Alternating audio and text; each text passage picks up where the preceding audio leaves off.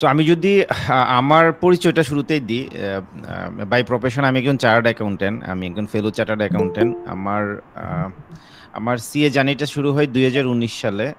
Sorry ২০১৪ সালে। মানে ১৪ সালের একদম শেষের দিকে। আর আমি কোয়ালিফাই করি ২০১৯ সালে। আমাদের যে কোর্স কমপ্লিট ছিল বা সিসি যেটা বলে সিএসইসি সেটা ছিল হচ্ছে জেআর চৌধুরী অ্যান্ড কোম্পানি থেকে। দেন আই ডিসাইডেড আমার আরো শিখা দরকার। তো সেক্ষেত্রে আমি স্নেহাশিস মাহমুদ অ্যান্ড কোম্পানিতে আরো কাজ শিখি। সেখানে প্রায় ২ বছরের মতো ছিলাম। সো এবং মানে কোয়ালিফাই করি আমি যখন তখন স্নেহাশিস মাহমুদ অ্যান্ড কোম্পানিতেই ছিলাম। আর হচ্ছে এরপরে হচ্ছে একটা জার্মান মাল্টিন্যাশনাল কোম্পানিতে চাকরি করি, সিগওয়ার্ক বাংলাদেশ লিমিটেড। ওখানে ছিলাম ৩ বছরের মতো। আর কারেন্টলি আমি হচ্ছে ট্রান্সকম ডিস্ট্রিবিউশন লিমিটেডে আছি, ট্রান্সকম গ্রুপে। এখানকার ডিস্ট্রিবিউশন যে পার্টটা আছে ওই অর্গানাইজেশনে আমি কাজ করতেছি। আর আমার মেইন কাজ যদি বর্তমানে বলেন ডেফিনিটলি ট্যাক্স ব্যাটের কমপ্লায়েন্স গুলো দেখা অর্গানাইজেশনের। এর পাশাপাশি কনজিউমার ব্র্যান্ড ডিভিশন যেটা মানে এফএমসিজি যেটা ওই এফএমসিজি মানে ট্রান্সকম ডিস্ট্রিবিউশনের এফএমসিজি সেক্টরটা লুক আফটার করা ফাইন্যান্স অ্যাকাউন্টস পার্সপেক্টিভে সেটাও আমার একটা বড় কাজ। এর আগের অর্গানাইজেশনও ঠিক একই কাজটাই করতাম। Tax, VAT, customs, even additionally কাস্টমসটা আমার দেখা লাগতো। সো এক্সপোর্ট ইম্পোর্ট নিয়ে মোটামুটি একটা আইডিয়া ওইখানে হয়েছে।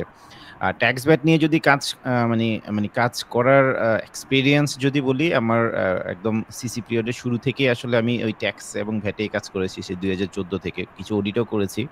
কারণ অডিট ফার্মে যেহেতু ছিলাম। তো সেই বলতে পারেন যে প্রায় ১১-১২ বছরের একটা এক্সপেরিয়েন্স। আর ইন টার্মস অফ ট্রেনিং হচ্ছে কোয়ালিফাই করার পরেই ২০২০ সাল থেকে মূলত এই ট্রেনিং দেয়া। সো বিভিন্ন অর্গানাইজেশনে বিভিন্নভাবে আসলে ট্রেনিং এর জন্য আ অনেক অর্গানাইজেশনে যাওয়া হইছে। ইভেন আইসিবি যে ডিআরসি থাকে, ডিআরসি তেও একটা কয়েকটা ট্রেনিং নেওয়া হয়েছিল ট্যাক্স ব্যাটের উপরে। এছাড়াও বিভিন্ন ইনস্টিটিউটে আমি আমি ট্যাক্সের বা ব্যাটের উপর ক্লাস করানোর সুযোগ আমার হয়েছিল। আর এই হচ্ছে আমার সংক্ষিপ্ত পরিচয় যদি বলি।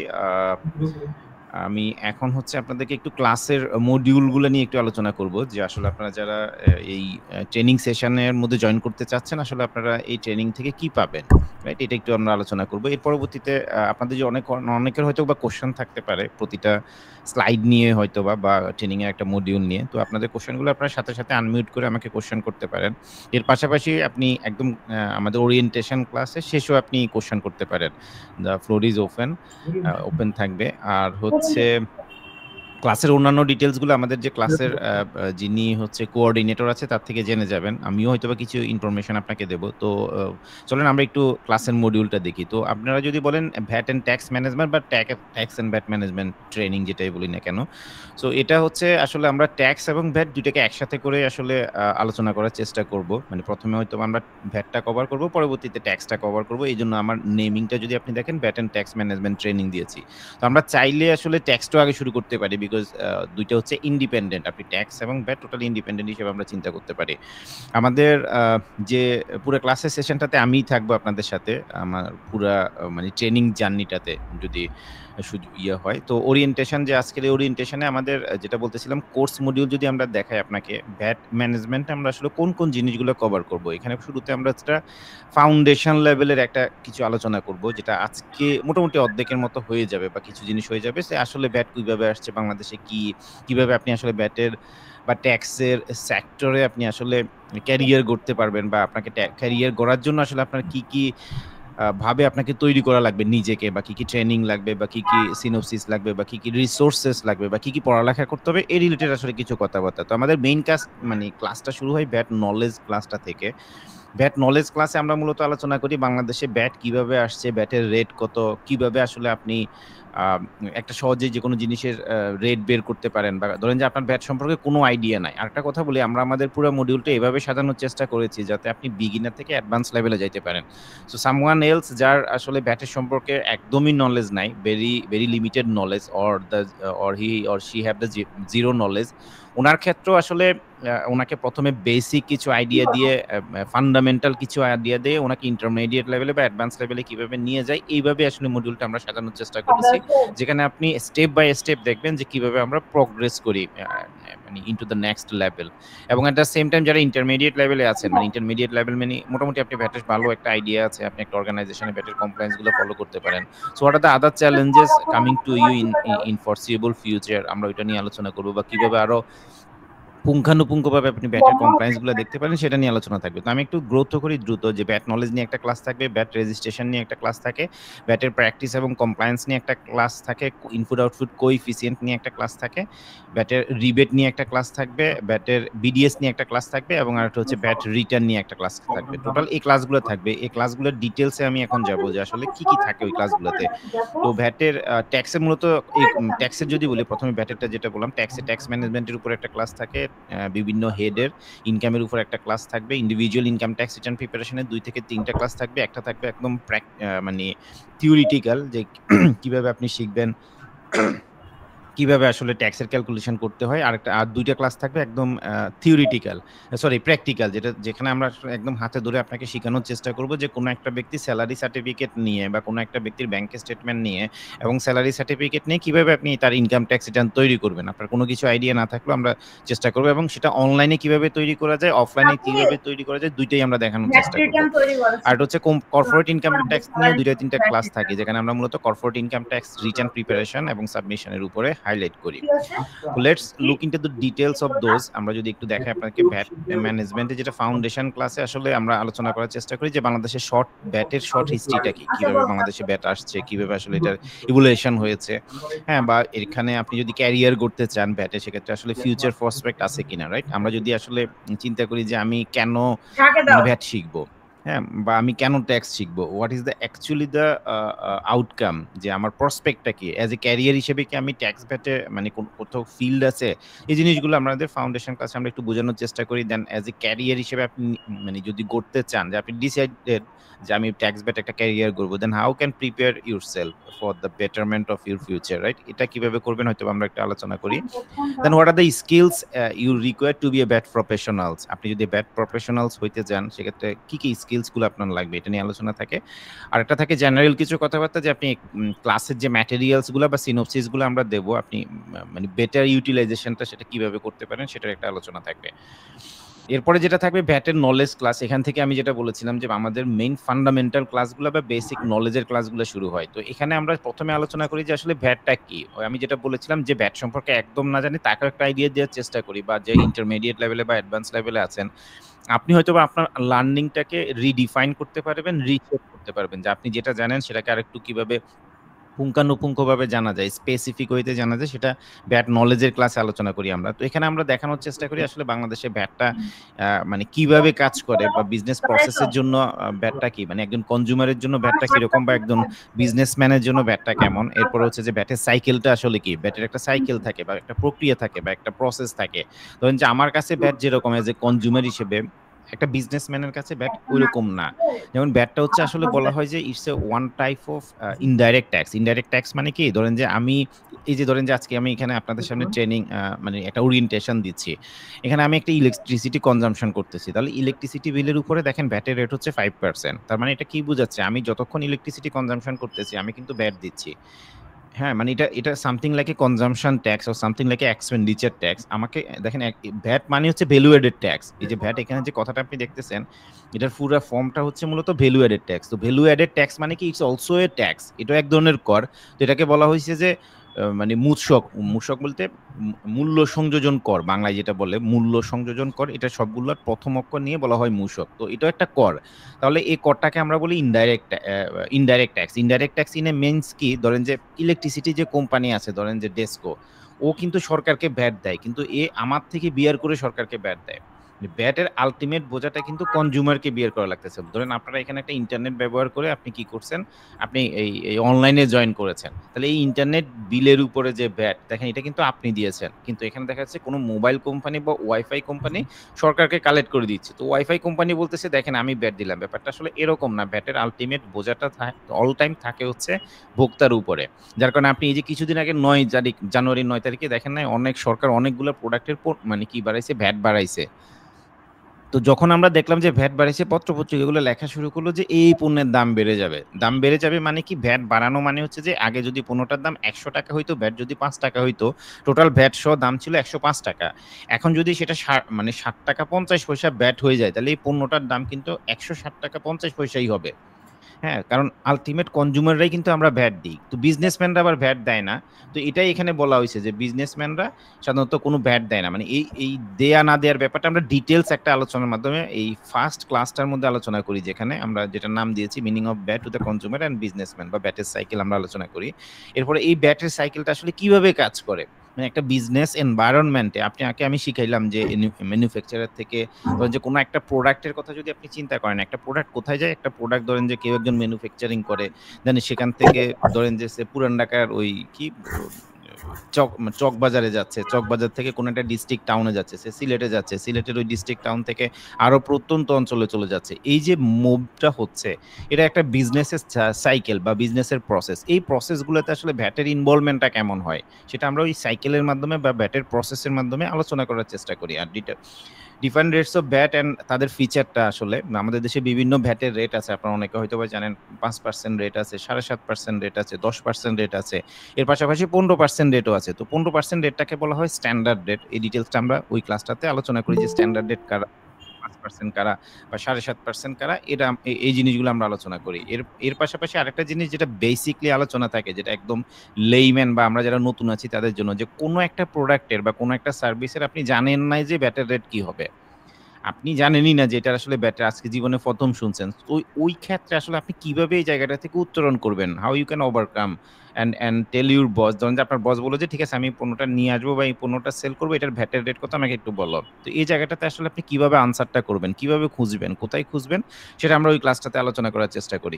এটা থাকে ভ্যাট নলেজের ক্লাসে। দেন হচ্ছে ভ্যাট রেজিস্ট্রেশন। রেজিস্ট্রেশন মানে হচ্ছে আসলে আপনি যদি দেখেন এনবিআর গত মানে রিসেন্ট যে আমাদের 5 অগাস্টের পরে যে ইন্টারিয়াম গভর্নমেন্ট আমরা এখানে দেখেছি, তারা রেজিস্ট্রেশন মানে ভ্যাটের রেজিস্ট্রেশন বাড়ানোর জন্য প্রচুর পরিমাণে কাজ করতেছে। কারণ মানে এনবিআর কে একটা কি বলবো, একটা প্রেসারে আছে আমাদের যে ট্যাক্স জিডিপি রেশিওটা বাড়ানোর জন্য। তো এখন এনবিআর কি করতেছে, প্রচুর পরিমাণে রেজিস্ট্রেশন করানোর চেষ্টা করতেছে, ভ্যাটের রেজিস্ট্রেশন। তো আমরা আলোচনা করব যে আসলে একটা ক্লাস থাকবে আমাদের, যেখানে আমরা ডিসকাশন করব যে আসলে কাদের ভ্যাটের অধীনে রেজিস্ট্রেশন নেওয়া লাগবে বা কখন এটা ম্যান্ডেটরি হয়, কাদের নেওয়া লাগবে না, বা আপনি কেন নিবেন আসলে বা কিভাবে নিবেন, এবং আপনার ভ্যাট রেজিস্ট্রেশন নেওয়ার জন্য কি কি ডকুমেন্টস লাগবে। So when VAT registration is mandatory, বা কিভাবে এবং অনলাইনে আপনি এই ভ্যাট রেজিস্ট্রেশনটা কিভাবে তৈরি করবেন এবং কি কি ডকুমেন্টস আপনাকে অ্যাটাচ করা লাগবে, এই ডিটেলস আমরা আমাদের ওই ক্লাসটাতে আলোচনা করব। এবং কি কি অ্যাওয়ারনেস অ্যাওয়ারনেস মিনস হচ্ছে যে আসলে মানে আপনার কোন কোন জায়গায় ভুল হইতে পারে বা কোন কোন জায়গায় আপনার কি বলবো যে ভুল হইতে পারে, এবং সেখানে প্রিকশনস আপনার কি থাকবে, এই জায়গাগুলো আমরা আলোচনা করব। এবং আপনার ভ্যাট রেজিস্ট্রেশন নেওয়ার পরে আপনার কি কি কমপ্লায়েন্স গুলো আপনাকে ফলো করতে হবে সেটা ভ্যাট রেজিস্ট্রেশনের ক্লাসে থাকবে। দেন হচ্ছে আমরা ভ্যাটের প্র্যাকটিক্যাল এবং কমপ্লায়েন্সে মানে প্র্যাকটিস এবং কমপ্লায়েন্সে চলে যাব। এই ক্লাসটাতে আমরা আলোচনা করার চেষ্টা করব যে আসলে ভ্যাটের বুকস অফ অ্যাকাউন্টস আপনি কিভাবে মেনটেন করবেন। ধরেন যে বুকস অফ অ্যাকাউন্টস এর কথা যদি আমি বলি, আমরা যারা কমার্স ব্যাকগ্রাউন্ড থেকে আসছি, আমাদের ইন্টেনশন থাকে, মানে ইন্টেনশন বলবো না, আমাদের মাথার মধ্যে বুকস অফ অ্যাকাউন্টস মানে আমরা জানি যে একটা জাবেদা বা খতিয়ান, বা ধরেন যে একটা বাউচার, হ্যাঁ, দেন এটা ধরেন যে একটা বাউচার থেকে একটা জাবেদা হয়, খতিয়ান হয়, ট্রায়াল ব্যালেন্স, দেন একটা সময় পরে ফাইন্যান্সিয়াল স্টেটমেন্ট হয়। তো এই জিনিসগুলোকে আমরা অ্যাকাউন্টস এর ভাষায় বুকস অফ অ্যাকাউন্টস বুঝি। তো ভ্যাটে এরকম কিছু বুকস অফ অ্যাকাউন্টস আছে যেগুলো আসলে ফলো করতে হয়, যেগুলোকে আসলে এনবিআর বা ভ্যাট অথরিটি মানে কি বলে প্রেসক্রাইব করেছে, যে ঠিক আছে আপনি পারচেস করবেন, আপনাকে এই ফরম্যাটে হিসাবটা রাখতে হবে। এখন দেখেন বাংলাদেশে ধরেন যে 1.5 লাখের মতো কোম্পানি আছে, প্রতিটা কোম্পানি কিন্তু তার প্রতিনিয়ত তার হিসাবগুলো কিন্তু সংরক্ষণ করে। ধরেন যে সে একটা পারচেস করলো, পারচেজের হিসাব কিন্তু তার মতো করে রাখতেছে। আপনি এ কোম্পানিতে গেলে দেখবেন যে এ কোম্পানি তার মতো রাখতেছে, বি কোম্পানিতে যাবেন সে তার মতো রাখতেছে, সি কোম্পানিতে যাবেন সে আবার অন্যরকম করে রাখতেছে। তো এই জায়গাটাতে এনবিআর কিছু বুকস অফ অ্যাকাউন্টস দিয়ে দিয়েছে, কিছু ফরম্যাট দিয়ে দিয়েছে, যে ঠিক আছে আপনি ভাই পারচেস করলে এই ফরম্যাটে আপনাকে রাখতে হবে, আপনি যদি সেল করেন এই ফরম্যাটে রাখতে হবে, বা দোজ আর দ্য ফিল্ড যেগুলো ম্যান্ডেটরি আপনাকে ফিল আপ করতে হবে। বা আপনি যদি বিক্রি করেন, আপনাকে এই যে ইনভয়েসটা যেটা ইস্যু করবেন সেটা এই ফরম্যাটে ইস্যু করতে হবে, যেমন 6.3 বলা হয়।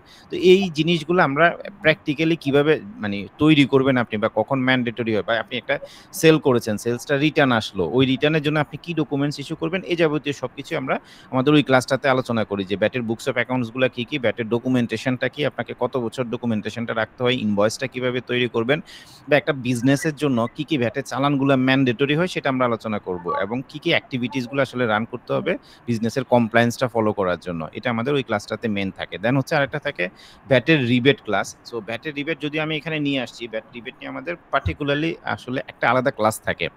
আসলে ভ্যাটের রিবেটটা কি, আমি যদি জাস্ট সিম্পল একটু বলার চেষ্টা করি, ভ্যাটের রিবেট হচ্ছে সামথিং লাইক দ্যাট, যে আপনি কোনো একটা প্রোডাক্ট সেল করলেন, হুম? ধরুন যে আপনি একটা প্রোডাক্ট 200 টাকায় বিক্রি করলেন এবং এখানে ব্যাটের রেট হচ্ছে 15% করে, সে 30 টাকা। এখন দেখেন এই প্রোডাক্টটা ক্রয় করার সময় কিন্তু আপনি ভ্যাট দিয়ে আসছেন। হ্যাঁ, মানে আপনি ধরেন যে ট্রেডার, আপনি কারো কাছ থেকে একজন থেকে পণ্য ক্রয় করে আরেকজনের কাছে পণ্য বিক্রি করেন। এখন যার কাছে বিক্রি করেছেন সেটা 200 টাকায় বিক্রি করেছেন এবং 15% ভ্যাট 30 টাকা, 230 টাকা হচ্ছে প্রোডাক্টের দাম। যেটা যে আমি যে উদাহরণটা দিলাম। এখন দেখেন এই প্রোডাক্টটা আপনি তো কারো না কাছ থেকে কিনেছেন। রাইট? সে আমরা ধরে নিলাম আলোচনার সুবিধার্থে আপনি ১০০ টাকায় প্রোডাক্টটা কিনলেন এবং ভ্যাট দিলেন 15 টাকা। ১০০ টাকায় প্রোডাক্টটা কি করলেন? কিনলেন, ভ্যাট দিলেন 15 টাকা। এখন আপনি বিক্রি করছেন কত টাকায়? ২০০ টাকায়, ভ্যাট কালেক্ট করলেন কত? ৩০ টাকা। এখন সরকারকে কি আপনি ৩০ টাকাই দিবেন? মানে সেল করছেন কত? ২০০ টাকায় এবং আপনি ভ্যাট কালেক্ট করছেন ৩০ টাকা। তাহলে সরকারকে কি আপনি ৩০ টাকাই দিবেন? তো এই জায়গাটাতে সরকার বলছে, "ঠিক আছে, আপনি আমাকে ৩০ টাকা দেওয়ার দরকার নাই। আপনি যদি কিছু কন্ডিশন ফিল আপ করেন, তাহলে আপনি এই ৩০ টাকা না দিয়ে আপনি পারচেজ করার সময় যে ভ্যাটটা দিছেন সেটা মাইনাস করে বাকিটা আমাকে দিলেই হবে।" এটাকে ভ্যাটের ভাষায় রিবেট বলে।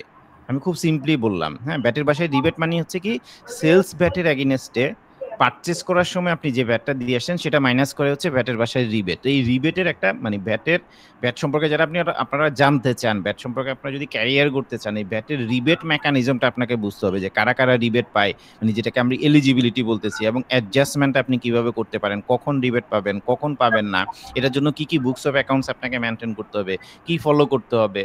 এই সবকিছু নিয়ে আমাদের একটা আলাদা ক্লাস থাকে যেটাকে আমরা ভ্যাট রিবেট মেকানিজম বা এলিজিবিলিটি বা অ্যাডজাস্টমেন্ট প্রসিডিউর বলতেছি, এবং এটা একটা ভ্যাটের আমি যে বলবো হার্টের মতো। আপনি যদি ভ্যাটে ক্যারিয়ার করতে চান আপনাকে রিবেট সম্পর্কে খুব ভালো আইডিয়া রাখতে হবে। ওকে, এরপরে ইনপুট আউটপুট কোএফিসিয়েন্ট, এটা অনেকটা প্রাইস ডিক্লারেশন, মানে আগের আইনে এটা প্রাইস ডিক্লারেশন বলতো, এখনকার আইনে ইনপুট আউটপুট কোএফিসিয়েন্ট বলে।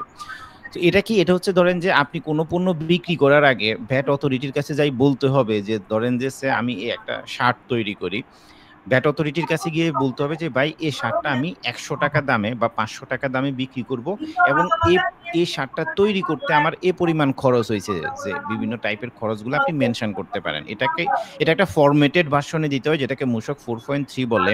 ওই ফরম্যাটের মধ্যেই আপনাকে ইনপুট আউটপুট কোএফিসিয়েন্টটা জমা দিতে হবে। এই ইনপুট আউটপুট কোএফিসিয়েন্ট নিয়ে আমাদের একটা ক্লাস থাকে যেখানে আমরা প্র্যাকটিক্যালি এটা আলোচনা করি, যে মানে কিছু থিওরিটিক্যাল জিনিস থাকে যে কারা দিবে, কখন দিবে, কখন দেয়া লাগবে না, হ্যাঁ? বা কখন নতুন করে রিভাইজ ইনপুট আউটপুট কোএফিসিয়েন্ট দিতে হবে, এবং আমরা এক্সেলে একটা ২ টা কোএফিসিয়েন্ট আমরা প্রিপারেশন করি যে আসলে কিভাবে আপনি কোএফিসিয়েন্টটা তৈরি করবেন। ওকে, এটা থাকে একটা ইনপুট আউটপুট কোএফিসিয়েন্টের ক্লাস। আরেকটা ক্লাস থাকে বিডিএস। এই বিডিএসটা নিয়ে আমি সবসময় যেটা বলি, দেখেন বিডিএস এমন একটা জায়গা সেটা সব অর্গানাইজেশনের জন্য দরকার হয় বা মোস্টলি দরকার হয়। কেন? ধরেন যে আপনি একটা এনজিওর কথা চিন্তা করেন। একটা এনজিওতে কিন্তু কি থাকে না? সাধারণত সেলস থাকে না। মানে একটা ধরেন যে এনজিও গুলা কি হয়? কারো কাছ থেকে ফান্ড পায়, ডোনেশন পায়। এই ডোনেশনটা সে বেনিফিশিয়ারিদের জন্য বা সমাজের কোনো মানে কোনো একটা স্টেক হোল্ডারের জন্য সে খরচ করে। রাইট? এখানে তার একটা ইনকাম জেনারেটিং অ্যাক্টিভিটি কিন্তু থাকে না। তো এই এনজিও গুলার আসলে দেখা যাচ্ছে সেলস রিলেটেড ভ্যাটের কমপ্লায়েন্স কিন্তু নাই। যেহেতু তার সেলস নাই। কোন একটা যদি এনজিও সেলস থাকে সেটা আলাদা ব্যাপার, সেক্ষেত্রে থাকতে পারে। ধরুন যে আমরা একটা নরমাল এনজিওর কথা যদি চিন্তা করি, যার কোনো ধরনের সেলস নাই, তাহলে দেখেন সেলস এর কমপ্লায়েন্স কিন্তু তার নাই। তার মেইন কমপ্লায়েন্সটা কি জানেন? এই ভ্যাট ডিডাকশন এট সোর্স। মানে এট সোর্সে ভ্যাট ডিডাকশন করা। So what is BDS? BDS হচ্ছে সামথিং লাইক দ্যাট, আপনি কাউকে পেমেন্ট করার সময় তার থেকে ভ্যাটটা উৎসে কেটে নিবেন। সোর্স মানে তো উৎস, আমরা বাংলাটা সবাই বুঝি। উৎস মানে কিরকম? ধরেন যে আপনাকে কেউ একজন বিল করেছে। আপনি কোনো একটা কনসালটেন্সি অ্যাকাউন্টিং ফার্ম থেকে কনসালটেন্সি নিয়েছেন। আপনার বিল আসছে ১০ টাকা বা আপনার বিল আসছে ১০০ টাকা। ১০০ টাকার উপরে 15% ভ্যাট ১৫ টাকা। রাইট? তাহলে এখন সে যখন ১১৫ টাকা আপনাকে বিল করবে, সে যখন ১১৫ টাকা আপনাকে বিল করবে, আপনি যখন তাকে টাকাটা দিবেন, আপনি ১৫ টাকা তাকে দিবেন না, আপনি ১০০ টাকা দিবেন। আমরা ট্যাক্সটা ধরে নিলাম নাই। মানে আলোচনার সুবিধার্থে আপনি তাকে ১০০ টাকা দিবেন। আর ১৫ টাকা দিবেন না। এই যে ১৫ টাকা তাকে দেন নাই, সোর্সে কেটে রাখছেন বা সোর্সে আপনি নিজের কাছে উইথহোল্ড করে রেখেছেন। এটাকে উইথহোল্ড বলে। এটাকে বলা হয় ভ্যাট ডিডাকশন এট সোর্স। তাহলে এটা কি? এটা সরকারের টাকা। আপনাকে একটা সময় পরে কিসে? সরকারকে জমা দিতে হবে। এবং সরকারকে জমা দেওয়ার পরে ওই লোক তো আর আপনার ওই মানে মানবে না এটা। যে ধরেন যে আপনি যদি কারো কাছে বিক্রি করেন ১১৫ টাকায়, আপনি পাবেন ১০০ টাকা, আপনি মানবেন? তো ওই লোকও মানবে না। ওই লোককে ওই ১৫ টাকা যেটা আপনি দেন না, এটার জন্য একটা চালান ইস্যু করতে হয়, যেটাকে মূসক 6.6 বলে। তো তো এই পুরো জিনিসটা হচ্ছে ভ্যাটের মানে ভ্যাট ডিডাকশনের সোর্স বলে। এখানে কিছু মেকানিজম থাকে কোন কোন প্রোডাক্টের ক্ষেত্রে আপনি ভ্যাট ডিডাকশন করবেন বা সার্ভিসের ক্ষেত্রে কখন ডিডাকশন করবেন, কখন ডিডাকশন করা লাগবে না, বা ডিডাকশন করলে আপনি কখন জমা দিবেন, এটা নিয়ে আমরা ডিটেলস আলোচনা করি ওই বিডিএস ক্লাসটাতে, যেখানে আমাদের একটা ক্লাস থাকে বিডিএস নিয়ে, যে বিডিএস মেকানিজম এবং কি কি রুলস বা ল গুলা থাকে, হ্যাঁ, কখন ডিডাকশন করবেন কখন করবেন না, এই জিনিসগুলো থাকে একদম ডিটেলস আমরা আলোচনা করি, বা ইভেন জমা দিবেন কিভাবে এটা আমরা আলোচনা করি। দেন আমাদের লাস্ট ক্লাস ভ্যাটের লাস্ট ক্লাসটা থাকে ভ্যাটের রিটার্ন। তো যে আমরা যত কিছুই করছি মেন কাজটা হচ্ছে ভ্যাটের রিটার্ন সাবমিশন করা, রাইট? আপনি কিছুদিন আগে এনবিআর এর একটা দেখবেন যে অনেকে শূন্য রিটার্ন সাবমিট করে, ধরেন যে বিক্রি করছে। আমি ওই দিন আমার সাথে একজনের কথা হইতেছিল যে আমার ট্রেনিং করছে, বলতেছে যে স্যার আমাদের কোম্পানি তো সেল আছে কিন্তু আমরা তো জিরো রিটার্ন দিই। তো আমি বলি যে ভাই হাউ ইট পসিবল, মানে আপনি আপনার কোম্পানি ধরেন যে বছরে সে এক মাসেই বিক্রি করলো, তো অসুবিধা কি? আপনি রিটার্ন তো আপনাকে সেল দেখাইতে হবে। আপনি যদি রিটার্নে সেল না দেখেন তাহলে তো এটা ইনকাম হাইড করা, আর ইনকাম হাইড করলে অথরিটি আপনাকে যে কোনো সময় জরিমানা করতে পারে, রাইট? সো তাহলে দেখেন ব্যাপারটা হচ্ছে কি, আপনি যত কিছু করেন মানে যত বিক্রি করেন না যত সেল করেন, আপনার যত ইকোনমিক অ্যাক্টিভিটি আছে সবগুলো ভ্যাট রিটার্নের মধ্যে রিফ্লেকশন থাকতে হবে। তো এই ভ্যাট রিটার্নটা এখন অনলাইনে জমা দিতে হয়। আমরা ভ্যাট রিটার্নের অনলাইনে এবং এক্সেলও তৈরি করা কিভাবে করতে হয় পুরো ডিটেলসটা আমরা আলোচনা করি, এবং এটা আমাদের জন্য একটা আলাদা ক্লাস থাকে। এবং আরেকটা জিনিস আমরা আলোচনা করি এই ক্লাসটার মধ্যে, সেটা হচ্ছে এটি। এটি আমাদের দেশে একটা ব্যতিক্রম একটা জিনিস, যে এটি অ্যাডজাস্টমেন্ট। এটি মানে অ্যাডভান্স ট্যাক্স, যদিও নাম অ্যাডভান্স ট্যাক্স, এটার নাম আসলে অ্যাডভান্স ভ্যাট। মানে আমি মানে বলে না যে ওই যে কি মানে এলাইস যেটা বলে যে ঠিক আছে ওরফে, একটা বাংলায় কথা আছে না যে মিস্টার এ ওরফে, মানে একটা ডাকনাম টাইপের থাকে এরকম। তো এটি যদিও নাম অ্যাডভান্স ট্যাক্স, আমরা এটাকে অ্যাডভান্স ভ্যাট হিসেবেই জানি, কারণ আপনি দেশের বাইরে থেকে কোনো যখন মানে কোনো প্রোডাক্ট যখন ইম্পোর্ট করেন তখন অ্যাডভান্স স্টেজে মানে ভ্যাটের পাশাপাশি আবার অ্যাডভান্স ভ্যাট দিতে হয় মানে কাস্টমস স্টেজে। সো এটা কিভাবে অ্যাডজাস্টমেন্ট করতে হয়, এটা মূলত ভ্যাট রিটার্নের মাধ্যমে অ্যাডজাস্ট করতে হয়, অন্য কোনোভাবে অ্যাডজাস্ট করার সুযোগ নাই। তো এটা আমরা ওই ভ্যাট রিটার্ন ক্লাসটার মধ্যে আলোচনা করি, এবং কিছু পেনাল্টি ফাইন থাকলেও সেটা আলোচনা করি। এই হচ্ছে ভ্যাটের ডিটেলস। হ্যাঁ, আপনাদের কোশ্চেন থাকলে আমি পরে নেব। আমি যদি এখন ট্যাক্সের মধ্যে যাই, মানে ভ্যাটের ক্লাসের পরে তো আমরা ট্যাক্সের ক্লাসটা শুরু করব, এটা আমাদের ইনিশিয়াল প্ল্যানিং আর কি। সো ট্যাক্স ম্যানেজমেন্টে আমরা যেটা আলোচনা করার চেষ্টা করি সেটা হচ্ছে বাংলাদেশের ট্যাক্সটা আসলে কিভাবে গভর্ন করা হয় বা কিভাবে চলে, যেখানে ইনডাইরেক্ট ট্যাক্স বা ডাইরেক্ট ট্যাক্স বলতে কি বোঝায়, যেটা অলরেডি আমি বলেছি। ইনডাইরেক্ট ট্যাক্স অলরেডি বলেছি যে ডাইরেক্ট ট্যাক্স এবং ইনডাইরেক্ট ট্যাক্সের নেচারটা কি, বাংলাদেশে কে আসলে ট্যাক্সের কি করে বা কিভাবে ট্যাক্সটা আসলে গভর্ন করা হয়, এটা নিয়ে আমরা একটা আলোচনা করি। এবং আমরা ইনকাম ইয়ার বা অ্যাসেসমেন্ট ইয়ারের ডিটেলস আলোচনা করি, যে কখন কোনটাকে আয় বর্ষ বলে, কোনটাকে কর বর্ষ বলে, এটার একটা আলোচনা থাকে। দেন ইন্ডিভিজুয়াল ইনকাম ট্যাক্সে আমরা চলে যাই, যে ইন্ডিভিজুয়াল ইনকাম ট্যাক্সের মানে ডিফারেন্ট হেডের আপনি কিভাবে ইনকাম মানে ইনকাম ডিটারমাইন করবেন। যেমন আমাদের দেশে আপনি ধরেন যে কোথাও চাকরি করেন বা আপনার একটা ব্যবসা আছে বা আপনার ধরেন যে কোনো ইনকাম থাকতে পারে। তো একটা ব্যক্তির সবসময় মনে রাখবেন, আমাদের বাংলাদেশে যত ধরনের আয় থাকুক না কেন, তাকে ইনকাম ট্যাক্স অ্যাক্ট অনুসারে ৭টা ক্যাটাগরিতে ভাগ করা হয়। ৭টা ক্যাটাগরিতে তাকে ভাগ করা হয়, যে আপনার যত ধরনের ইনকামই থাকুক না কেন। এই ৭টা ক্যাটাগরি নিয়ে আমরা আলোচনা করার চেষ্টা করি, যেখানে মেইন জিনিস থাকে যেমন কিরকম ইনকাম ফ্রম এমপ্লয়মেন্ট থাকে, যেটাকে আমরা হেডস অফ ইনকাম বলি। মানে এই যে ৭টা হেড, তার মধ্যে একটা থাকে ধরেন যে আমি চাকরি করি, তাহলে এটা আমার ইনকাম ফ্রম এমপ্লয়মেন্ট বা ইনকাম ফ্রম স্যালারিও বলতে পারেন। আর হচ্ছে ধরেন যে আমার একটা বাড়ি আছে, হ্যাঁ, বা আমি ধরেন যে একটা ভাড়া বাসায় থাকি, তাহলে আমার মালিকের তো এটা একটা ইনকাম, রাইট? বা আপনি যে বাসাটায় থাকেন আপনার মালিকের এটা একটা ইনকাম না, তাহলে ওর ইনকামটা আবার আপনি তো স্যালারি ইনকাম বলতে পারবেন, এটাকে ইনকাম ফ্রম রেন্ট বলা হয়, রাইট? এই ধরনের একটা ইনকাম থাকতে পারে। এরপর কারো বিজনেস থাকতে পারে, এটা বিজনেস বলা হয়। হ্যাঁ, এই ধরনের বিভিন্ন হেডগুলো নিয়ে আমরা আলোচনা করি। বা কারো ধরেন যে আপনার এগ্রিকালচারাল ইনকাম থাকে, ধরেন যে সে শুধুমাত্র যেমন আমি কিছুদিন আগে আমার কোম্পানির কাজে ধরেন যে ইয়েতে গেলাম, এই যে লালমনিরহাট গিয়েছিলাম একটা কাজে, তো দেখলাম যে প্রচুর পরিমাণে মানুষ ভুট্টা চাষ করতেছে। ধরেন যে কেউ একজন ভুট্টা চাষ করতেছে, সে তার ইনকামটাকে তো আর ওই রেন্টাল ইনকাম বা এগ্রিকালচার কি বলে এটাকে রেন্টাল ইনকাম বা স্যালারি ইনকাম বলতে পারবেন না, এটা এগ্রিকালচারাল ইনকাম হবে, রাইট?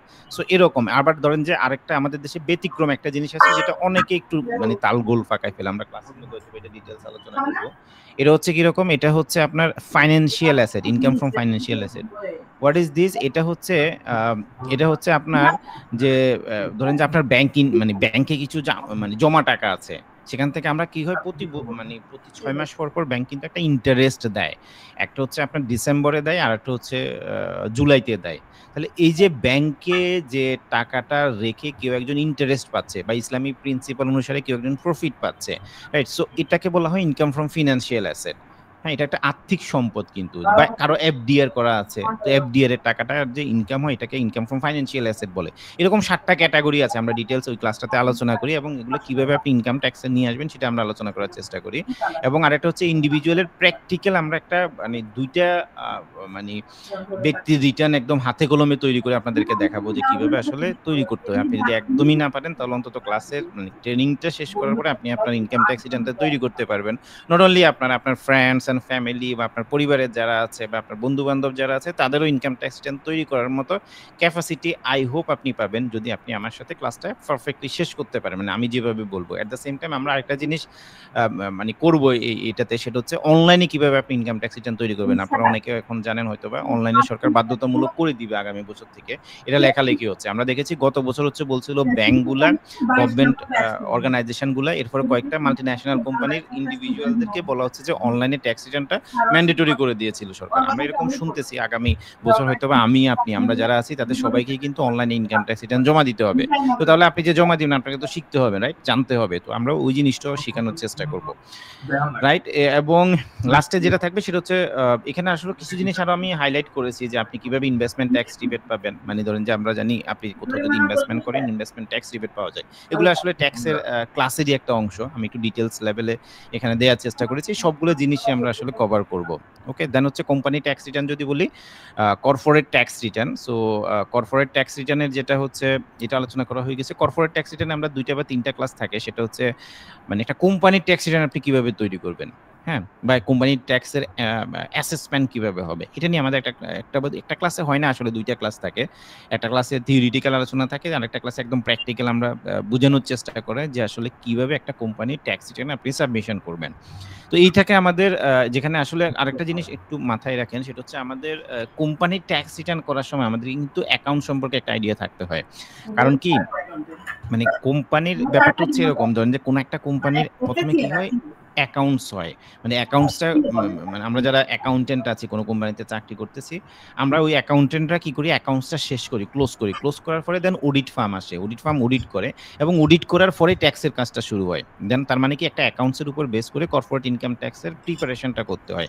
তো এই জন্যই অ্যাকাউন্টসটা বুঝতে হয়। যদি আপনি অ্যাকাউন্টস না বুঝেন তাহলে কর্পোরেট ইনকাম ট্যাক্স বুঝেন না। এই জন্য আমরা একটা understanding of audited financial statement, আমরা একটা লিস্টেড কোম্পানির ফাইন্যান্সিয়াল স্টেটমেন্ট আপনাদেরকে একটু বোঝানোর চেষ্টা করি যারা একদমই নতুন আছেন, যে কিভাবে একটা ফাইন্যান্সিয়াল স্টেটমেন্ট তৈরি হয় বা একটা ফাইন্যান্সিয়াল স্টেটমেন্ট কি কি জিনিস থাকে, রাইট। সো এই থাকে আমাদের ডিটেলস। আমি যদি বলি আমরা এতটুকুই থাকে।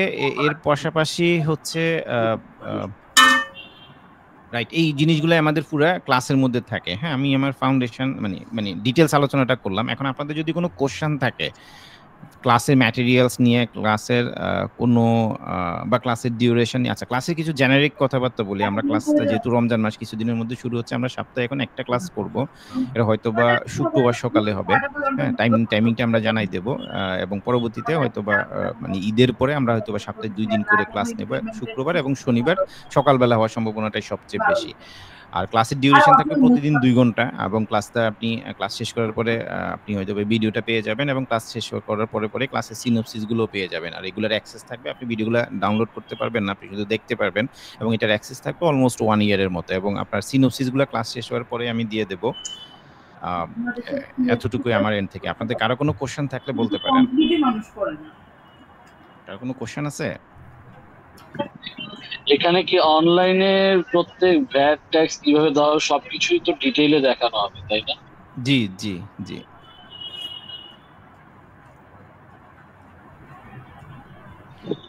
কারণ হচ্ছে যে যেহেতু এখন অনলাইনে ট্যাক্স রেট সব জমা দেওয়া হয়, ট্যাক্সটা যদিও এখনো পেপার গুলো সাবমিট করা যায় না, পেপার গুলো অফিসে গিয়ে সাবমিট করতে হয়, কিন্তু প্রসেসিং গুলো সব অনলাইনেই শেষ করা যায়। জি জি, আমরা অনলাইনটাই প্রায়োরিটিতে রাখবো। মানে অনলাইনেও থাকবে অফলাইনেও থাকবে, দুইটাই থাকবে। মানে যে অফলাইনটা জানে সে তো অনলাইনটা ডেফিনেটলি জানবে। আর সেই ক্ষেত্রে কি মানে ক্লাস যেগুলো হবে সেখানে কি মানে মূসক 6.3 9.1 এই সব কিছু নিয়ে কি আলোকপাত করা হবে? জি জি জি, এগুলো সবগুলো নিয়ে মূসক 6.1 কিভাবে তৈরি করবেন, 6.2 কিভাবে তৈরি করবেন, এটা এক্সেল এর মধ্যেই দেখাবো। হ্যাঁ, বা 6.3 কিভাবে তৈরি করবেন, 6.7 কিভাবে তৈরি করবেন, 6.8 কিভাবে তৈরি করবেন, এগুলো দেখাবো। এবং 9.1 তো battery turn, battery turn online থেকেই দেখানো হবে যে আসলে অনলাইনে কিভাবে আপনি ব্যাটারি টার্নটা তৈরি করবেন। এক্স্যাক্টলি, কারণ অনলাইনে হওয়াতে অনেক কিছু সুবিধা হয়েছে, আর কি প্রসেসিং এর মাঝে মাঝে একটু ঝামেলা হয়েছে, আবার পেপারস হুম, রেডি করার একটা ব্যাপার থাকে। জি জি।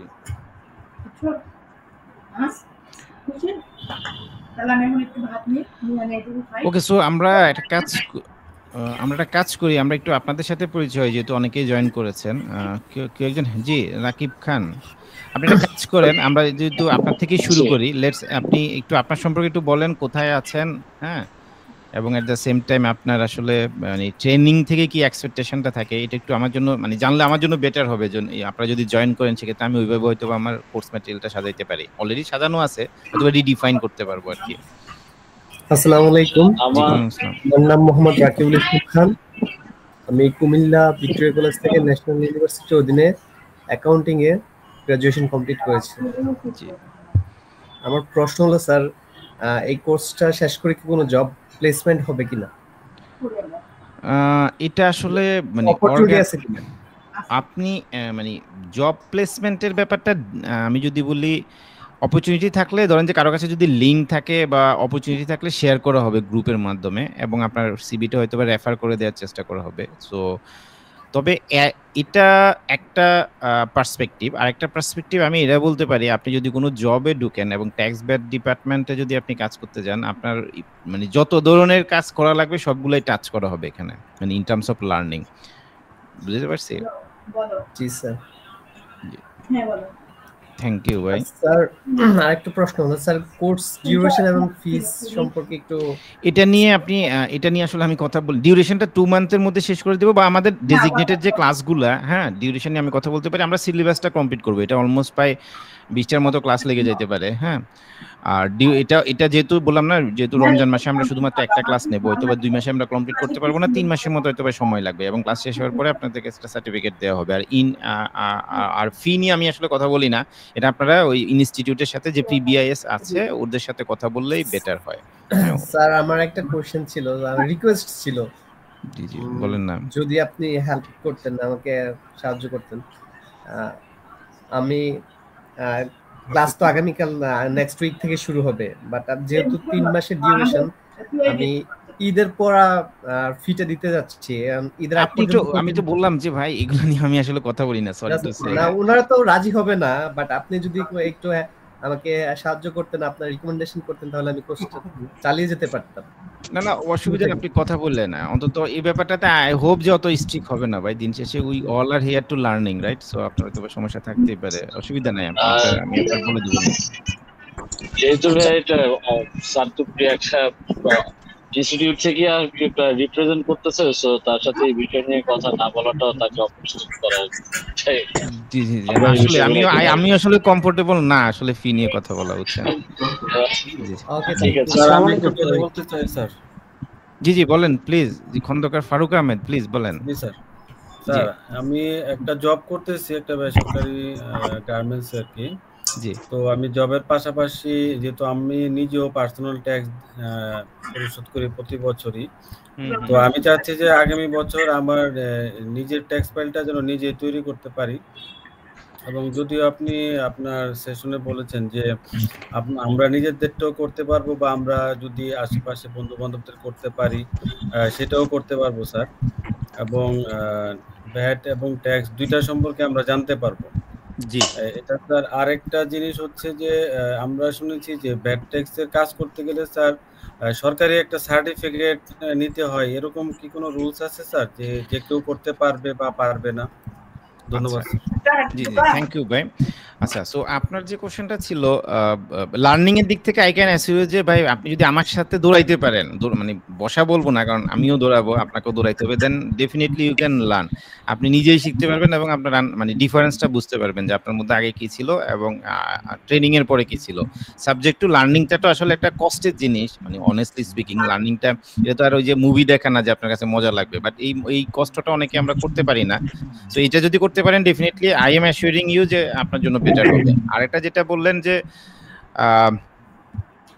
কাজ কাজ করার জন্য সার্টিফিকেশন, এটা হচ্ছে কিরকম, 2-3টা জিনিস আছে। একটা হচ্ছে যে ভাই আপনি ট্যাক্স রিটার্ন জমা দিবেন, হ্যাঁ, তো আপনি ট্যাক্স রিটার্ন জমা দেওয়ার জন্য আপনি যে কাজ করবেন সেটার জন্য অত সার্টিফিকেশন না হইলে হবে, কিন্তু আপনি যদি হিয়ারিং এ অ্যাটেন্ড করতে চান, আপনি যদি এরকম হয় কোনো একটা ব্যক্তির হয়ে সিগনেচার করতে যাচ্ছেন, হ্যাঁ, তাই সে অথরিটি নিতে যাচ্ছেন, যেটা ধরেন যে লিগ্যাল রিপ্রেজেন্টেটিভের, তো ওই ক্ষেত্রে সার্টিফিকেশন দরকার হয়। আপনারা দেখেছেন কিছুদিন আগে আইটিপির একটা সার্কুলার হয়েছে, সো আইটিপির পরীক্ষাটা কিন্তু এখনো হয় নাই। তো এখানে যারা ট্যাক্সের ক্লাস করবেন আপনাদেরই আইটিপি থেকে অনেক মানে আইটিপি রিলেটেড অনেক কোশ্চেনও দেখা যাবে যে অ্যান্সার করতে পারবেন আপনি, আমরা যেটা দিয়ে শিখাবো।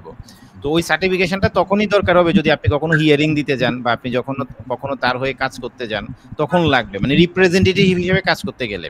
আদারওয়াইজ অন্য ক্ষেত্রে মানে ধরেন যে সাপোজ আপনাকে আপনার একটা ফ্রেন্ডসের কি আছে, একটা অনলাইন শপ আছে, তার ব্যাট রিটার্ন আপনি করবেন, তো ওই জায়গাটাতে সে মানে ওখানে ওই সার্টিফিকেশনের দরকার হবে না। বা আপনার ধরেন যে সে আপনার বাবার ট্যাক্স রিটার্নটা আপনি করতেছেন, তো এখানে কোনো সার্টিফিকেশনের দরকার হচ্ছে না বা হবেও না ইনফ্যাক্ট, রাইট? এখন আপনার বাবার জায়গায় আপনি আপনার বন্ধুর কথা চিন্তা করেন, হচ্ছে আপনার একটা ফ্রেন্ডসের করতেছেন, এখানেও সার্টিফিকেশন খুব একটা লাগবে না। ওকে, আচ্ছা আমি এক মিনিট বলতে যাচ্ছি স্যার। জি বলেন। জি আসসালামু আলাইকুম। জি ওয়ালাইকুম আসসালাম ভাই, বলেন। স্যার আমি বলতে চাচ্ছিলাম যে কোর্স প্ল্যানটায় কি কাস্টম কেউ অ্যাড করা যায় কিনা, অর্থাৎ ইনকাম ট্যাক্স, ভ্যাট সহ কাস্টমস যে রুলস রেগুলেশন গুলো আছে এগুলো সহ ডিটেলস একটা প্ল্যান অ্যাড করা যায় কিনা, করলে হয়তো আমাদের জন্য সুবিধা হতো আরো, মানে এক কোর্সে আমরা শেষ করে দিতে পারি এ টু জেড, ব্যাপারটা হচ্ছে এরকম। ঠিক আছে, thank you for your suggestion. Currently we are not actually including customs because of the duration, অনেক বড় হয়ে যাবে, তখন একটা পিজিডি কোর্সের মতো হয়ে যায়। কারণ আপনি যদি ট্যাক্স ব্যাট কাস্টমস অ্যাড করতে চান, অনেক সময় এটা 6 মাসের মতো একটা ট্রেনিং এর ব্যবস্থা করতে হয়। So we are taking your suggestion and on what will consider, but এই সেশনের জন্য আমরা আসলে এটা মানে কনসিডার করতে পারবো না আর কি। ওকে, ধন্যবাদ।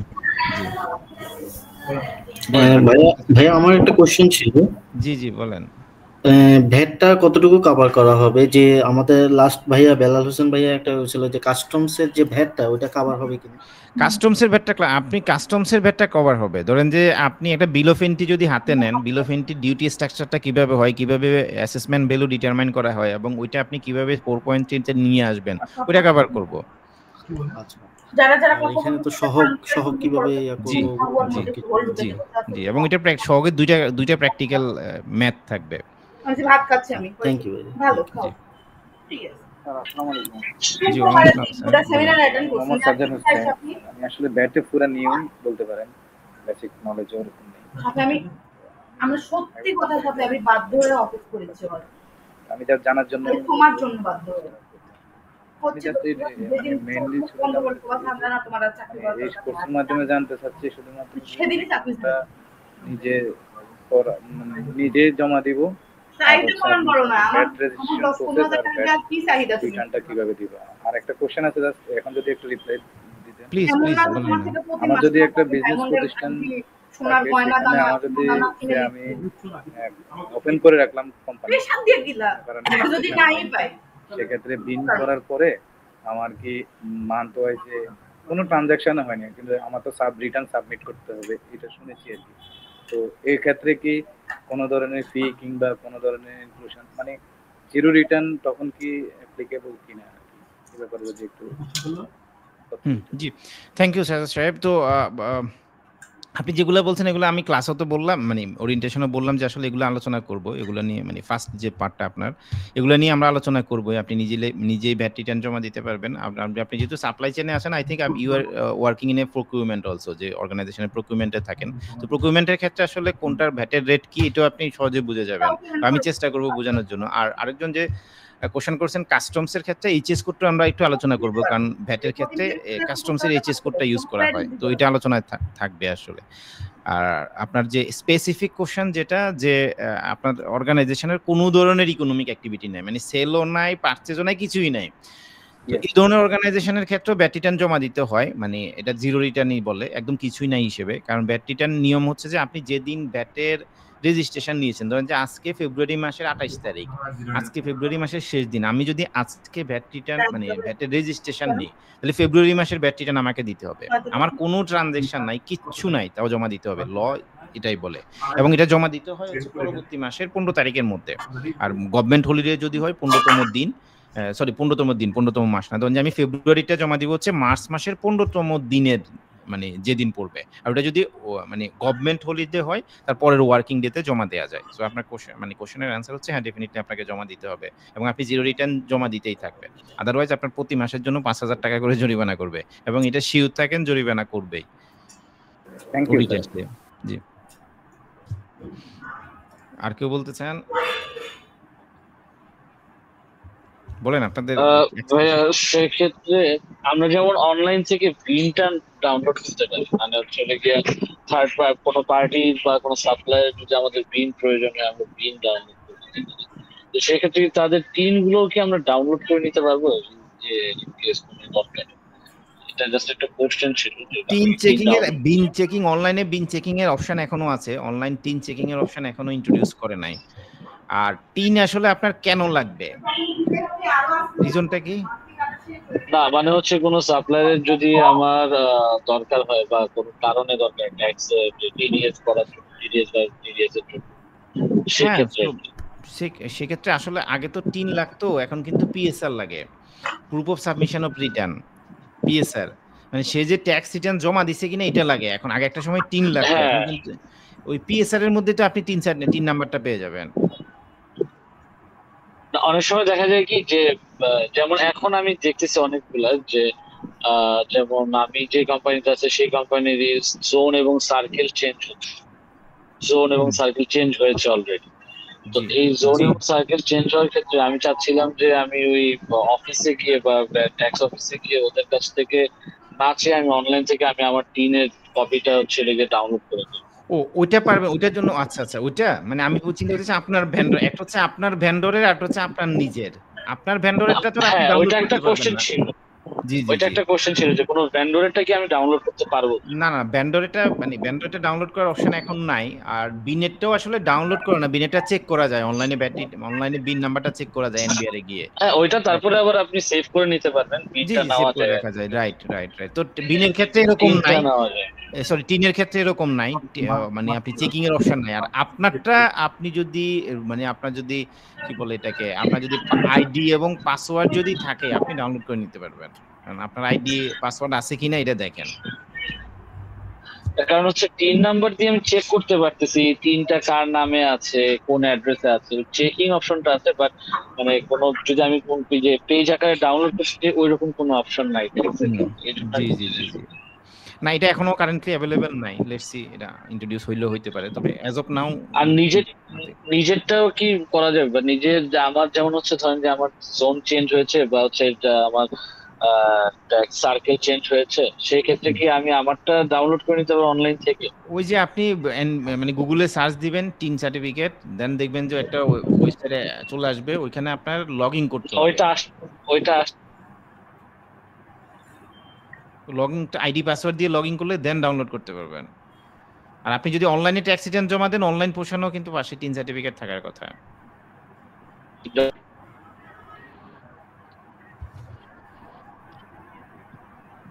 অনলাইনেও টিন সার্টিফিকেট পাবেন। হ্যাঁ না আমি আপনাকে মানে হচ্ছে আমার টিন সার্টিফিকেট আমি পাচ্ছি, কিন্তু চালান জমা দিতে গেলে একটা জোন সার্কেল দেখাচ্ছে, আবার হচ্ছে যখনই আমি আমার টিনে ঢুকতেছি তখন আবার আরেকটা জোন সার্কেল দেখাচ্ছে। এরকম প্রবলেম গুলো কি ওদের ওয়েবসাইটের কারণে হচ্ছে বা ওদের চেঞ্জের কারণে হচ্ছে? হ্যাঁ, এটা শুধু চেঞ্জের কারণে। গত 6 মাসে তো আসলে কি হয়েছে, প্রচুর পরিমাণে চেঞ্জ হয়েছে, বুঝছেন, ট্যাক্সের নতুন জোন নিয়ে আসছে। হ্যাঁ, এই কারণে এটা হচ্ছে। এটা আসলে বড় কোনো ইস্যু না, আই হোপ, বুঝছেন। এটা অসুবিধা না, আপনার ওই টিন নাম্বার অনুসারে জমা হচ্ছে তো সমস্যা নেই। ঠিক আছে, না জাস্ট একটু এনশিওর হও। হ্যাঁ অসুবিধা নেই। আর কার কোনো কোশ্চেন? জি ওয়েলকাম। শেষ। ওকে, আর কার কোনো কোশ্চেন আছে? জিল্লুর রহমান, আপনার হ্যান্ড রেজ করা। হয়তোবা নেই। ও আচ্ছা, ওকে ওকে ওকে। তাহলে আমরা মানে আপনাদের ট্রেনিং এর জন্য যদি কোনো এক্সপেকটেশন থাকে, মানে ও ট্রেনিং। আচ্ছা, আরেকটা হচ্ছে যে ইয়া খুলে দিচ্ছে। ক্লাস কি সকালেই হবে, মানে শুক্রবারে হোক বা শনিবার হোক সকালেই হবে, ক্লাস টাইম চেঞ্জ হওয়ার কোনো পসিবিলিটি আছে? আমি প্ল্যান করতেছি। আচ্ছা ঠিক আছে, না সকালে হলে একটু প্রবলেম হবে। ঠিক আছে, জি ওকে। তাহলে এটা তো ওরিয়েন্টেশনের রেকর্ডিং ভার্সনটা আপনারা পেয়ে যাবেন। আমি ওরিয়েন্টেশন যেটা দেখাইছি এটাও মানে পিডিএফটা শেয়ার করে দিব পিডিএফ ফর্মে। So hope will be join again very soon. আমরা তাহলে আজকের মতো শেষ করতে পারি নাকি, মানে ক্লোজ করতে পারি, এটা কি বলেন? জি thank you. Okay, thank you আপনাদের সবাইকে, ভালো থাকবেন আপনারা। জি জি ধন্যবাদ। জি আসসালামু আলাইকুম এন্ড গুড ইভিনিং, ভালো থাকবেন। গুড ইভিনিং কেন স্যার? Thank you sir. বলবে গুড নাইট মানে কি ঘুমিয়ে যাবে? শুভরাত্রি। আচ্ছা সাহেব, এটা এখন কিভাবে সেভ করছিলা বলো তো?